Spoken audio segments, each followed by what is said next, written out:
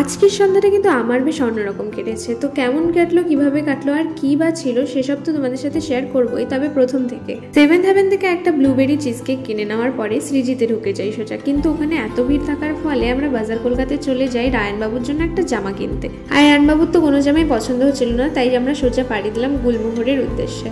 তো হ্যাঁ, আমরা আজকে সকলে মিলে চলে এসেছিলাম গুলমোহর রয়্যালসে, কারণ আমার মামাতো বোন রুহির আজকে ছিল জন্মদিন।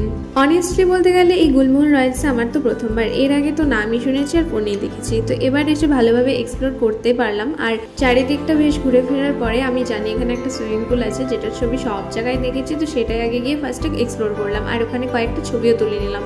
সত্যি বলতে জায়গাটা না রাতের বেলা এত বেশি সুন্দর লাগছিল, মনে হচ্ছিল যে আলাদাভাবে থেকে যাই। আমি অবশ্যই একদিন এখানে এসে আলাদাভাবে থেকে যাবো। আমরা তো আগেই চলে এসেছিলাম আর বাবার জন্য তাই সবাই ওয়েট করছিলাম কিছুক্ষণ। আর তারপরে বাবা চলে আসার পরে আমরা যেটার জন্য আজকে এক হয়েছি সেটাই করতে শুরু করলাম, মানে বার্থডে সেলিব্রেশন।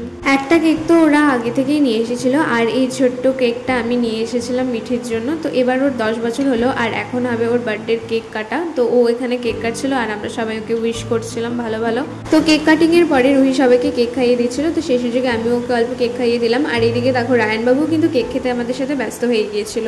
তো এখন ফাইনালি ডিনার করার সময় চলে এলো। তো ডিনারে আজকে ছিল এই মিক্সড ফ্রাইড রাইস আর চিলি চিকেন, আর মাদের ছিল প্লেন রাইস আর তার সাথে বাটার পানির। আমি এদিকে এত রাত্রে বাড়ি ফিরে ভয়েস ওভার দিচ্ছি, আর বাইরে তো প্রচন্ড বৃষ্টি পড়ছে, তাই আমার ভয়েসের ব্যাকগ্রাউন্ডটা একদম ইগনোর করে দিও। তো যাই হোক, এখন আমাদের ডিজার্ট খেয়ে বাড়ি ফেরার পালা। তো সবাইকে এদিকে টাটা বাই বাই করে আমরাও বাড়ির দিকে রওনা দিয়ে দিই। তো আজকে বের হয়েছিলাম পুজো শপিং করতে আর বাড়ি ঢুকলাম জন্মদিন খেয়ে। তো যাই হোক, আজকের মতো এতটুকু। ভিডিওটি কেমন লাগলো আমাকে কিন্তু অবশ্যই কমেন্টে জানিও।